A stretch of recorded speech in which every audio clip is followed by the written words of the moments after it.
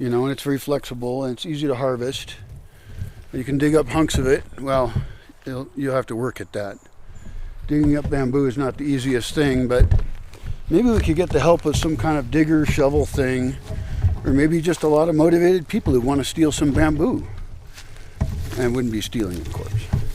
But maybe I'll just say to some friends, I'll be like, well, I'll run a rope through here, and you can have all this bamboo right here.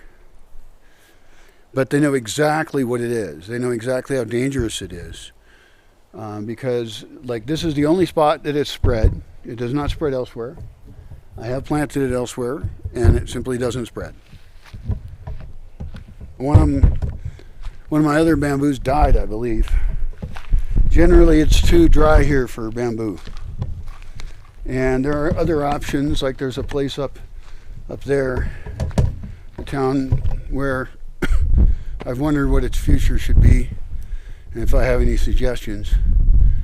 And a bamboo shoreline around that might actually be interesting. And then figure out a way to harvest the bamboo from the inside. I would have to talk to bamboo experts about that, though, because I don't trust that plant at all. That's a good way to get an invasive species. On the other hand, some bamboo is so very, very valuable as a building supply that you may create a fountain of building supplies for local people. I do have that bamboo over there. That's my timber bamboo. And that is for two things. Inspiration that we can grow this particular bamboo here, that it's very particular on exactly where it's planted, and it does really well in certain places, and we should grow the fuck out of it there. And it's also fairly hard to get through. It's a fucking building-sized plant. It's going to cause shade, you know. There's shade coming off it right now.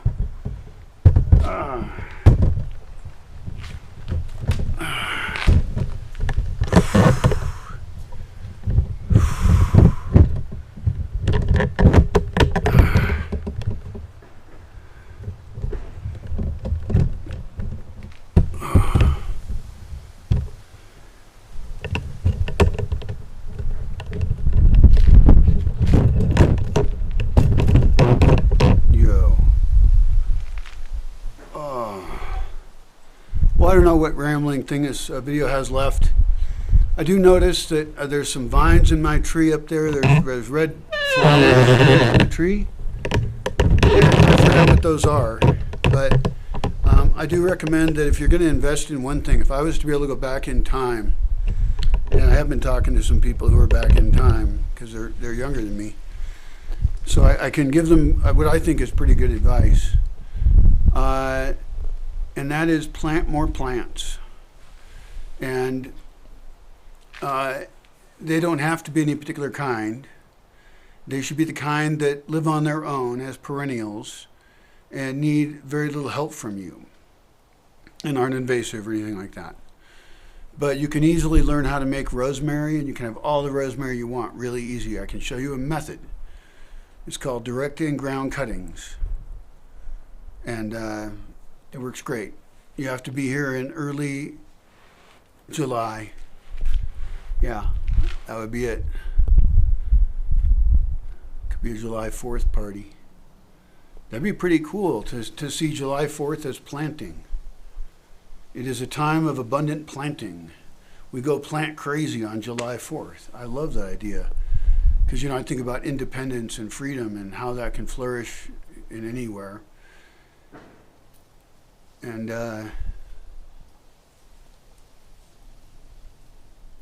yeah, I like that.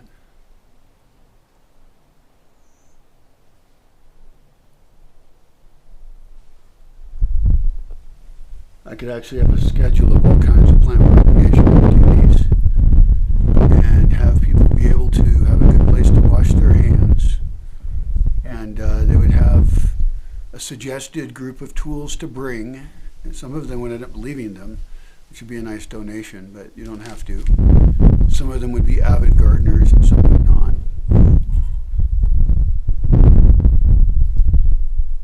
And make this place really into a living vivero where people who have time and energy to do that, and I've had some through, not most of them. Most people don't really have an interest or attention span. But there are people who could be here that would cause, because of their peripheral hobby or their special project, it just, who knows? There's a lot of opportunities. Could be a plant creator, germinating seeds, doing cuttings all year long, and designing spaces to allow for that, because it's difficult all year long, but it can be done.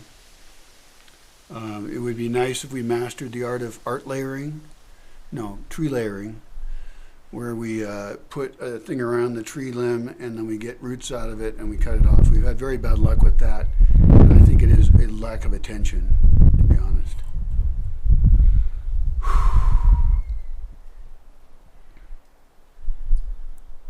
Fuck. This is my dead generator behind me. See, look how dead it is. I found the piece that's dead. It's this one, it's broken. It's totally smashed off of some wheel-like thing somewhere else. I think it's an art supply. It had a long and easy life, actually. I didn't use it very much.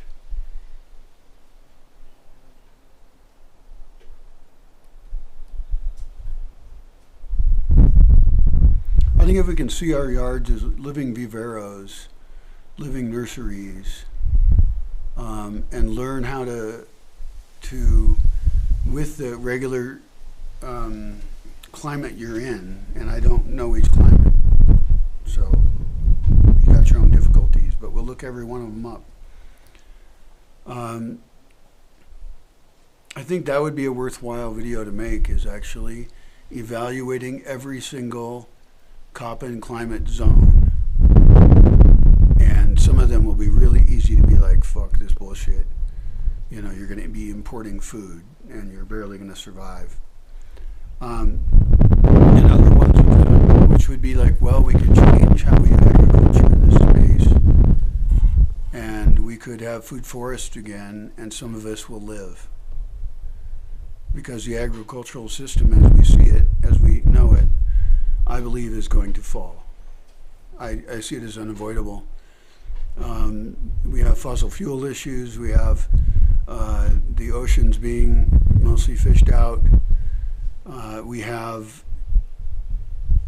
increased energy costs for less easy electricity.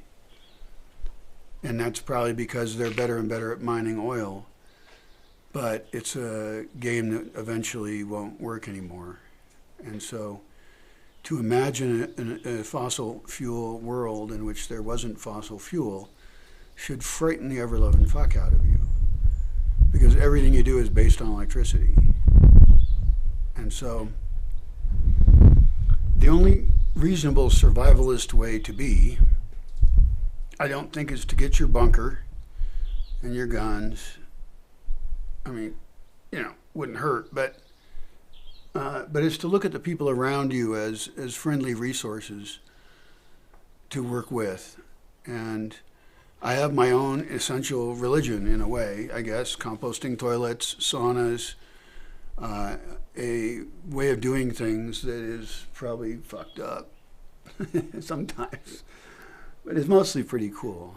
I should write a book about it, and I think this drone map will even help with that, because I will remember being in certain tiny spots. One of them I could never find again. Yeah, that was weird.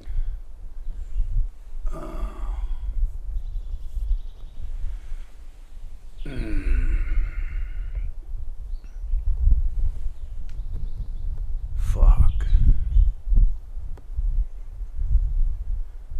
This drone thing is enlightening, is what it is. I haven't seen it yet. But I have tons of maps I've hand-drawn over the printed map. And shit's changed since then. My view of things has changed. The pine beetle plague changed it for me in many cases. I've been That's what's affected most of the forest, actually. And I haven't really minded. Sometimes it wasn't part of my plan. I mean, like over there, it wasn't part of my plan at all. But sometimes I adjust my plan to reality, you know. And so there's this place by the south gate that would actually be perfect to develop in some way. There would be costs, and I should make a budget for those. Yeah, because there's comfort stations and there's composting toilets go with that. You know, barbecue space, food for sale at 3 different locations. That's a little advanced, but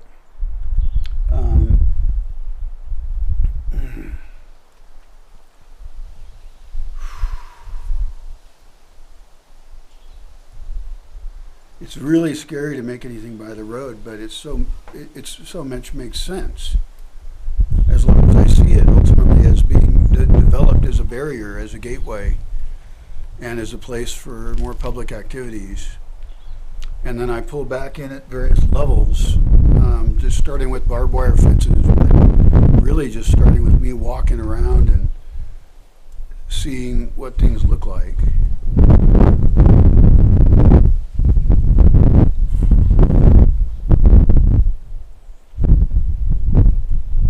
I'd like to restore the trail system in certain areas. There was a trail system. We can develop it even, it depends on every single section of potential trail system, right? I would overlay this on the map. And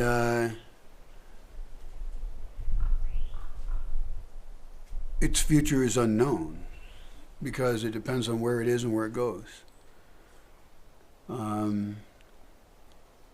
I do have bulldozer work to do. It's very harsh to do it. It scares the fuck out of me.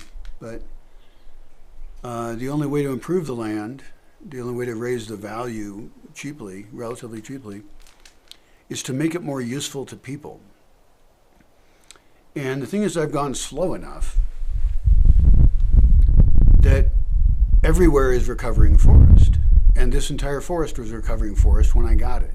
It was predominantly coniferous, and now it is mixed. I feel very happy about the mix. Look, I even put an ash tree over there. That wasn't here. It was from a tree that was down there on a road to town. So some stuff you can plant that I call near natives, and they're almost from here.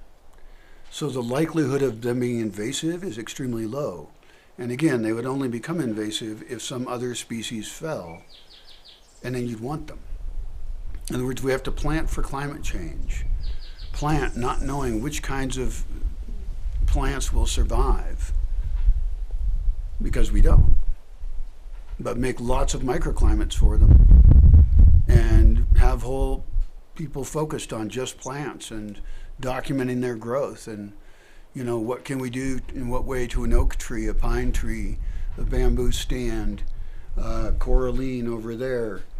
What can you do with capulline? I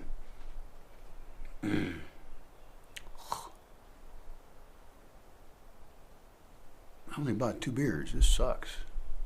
What a dumbass.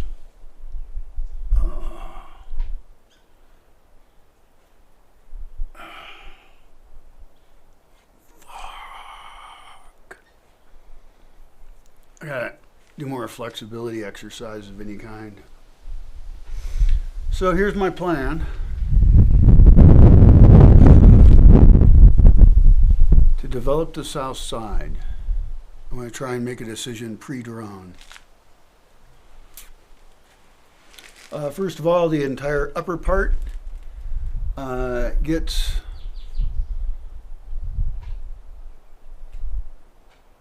bulldozed with a wall across it, and a road that looks like a driveway that goes down beyond the hill, above the building, and all you can see from the road is a fence brick wall. Now you might build that in a little bit to allow for parking, and you may do bulldozing work a lot around that. That's a weird hill up there. That's going to be private, whatever the fuck it is. The place I'm really thinking about is this one up here. It got hit by the pine beetle plague a couple years ago. And I've been thinking about bulldozing the entire thing flat. And the reason for that is because I have a place to put the dirt. And the dirt would go in a direction where I want dirt. In fact, I should walk up there. Although the drone's going to do it for me. It's going to be so cool. I'm going to finally be able to see what I've visualized for decades.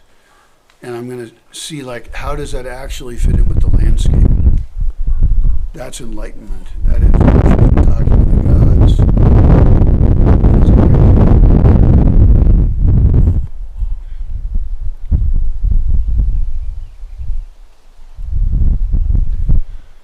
I have to do hedgerows, and dividing the land up has to do with those.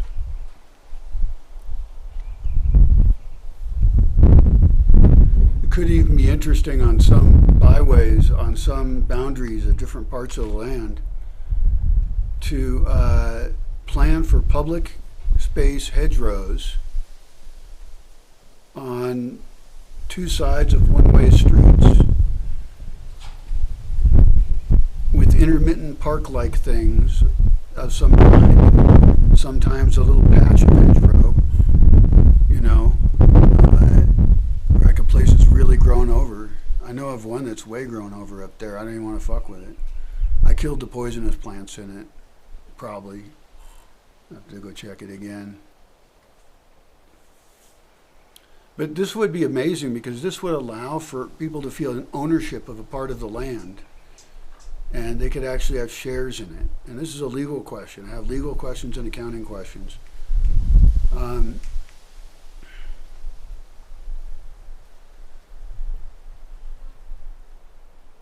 I don't know.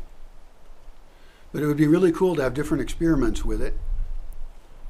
It would be really amazingly brilliant idea, set of ideas, to make a whole town that was economically viable while taking care of locals around it, while maximizing its location in a really easy climate to be in, and having an agreed upon social structure about some types of decisions you make in certain kinds of places.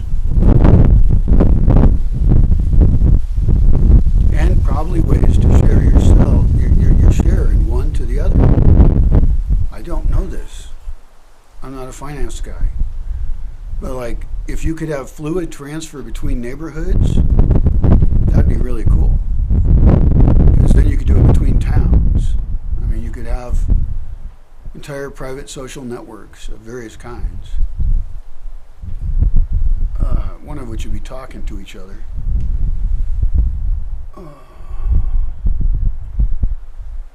It's actually really nice out. It's kind of cloudy. Maybe we should go for a walk. Maybe I'll change the battery and go for a walk with you. I'm exhausted, though. No, I'm not. I'm invincible. Fuck everything. I have to change my shoes, though. Fuck.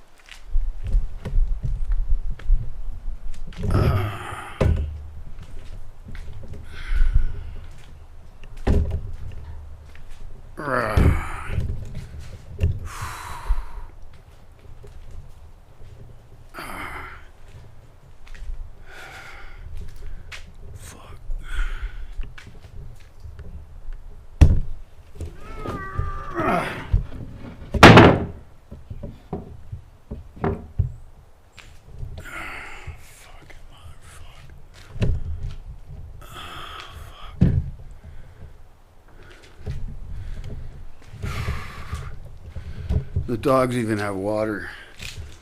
Today when I was in town, yeah, they do. Today I was in a town and I noticed that there's water fountains at dog level, and I approve that. Now, I want to figure out rules for dogs. Sorry, I'm just a rules for everything kind of guy. I'm going to keep being that way too. It's really annoying. But really the question is, what is the best use of dogs in your society? use of our relationship with them for mutual benefit. What's I gonna do? I'm thirsty. I don't give a fuck if I'm thirsty. Oh, shoes.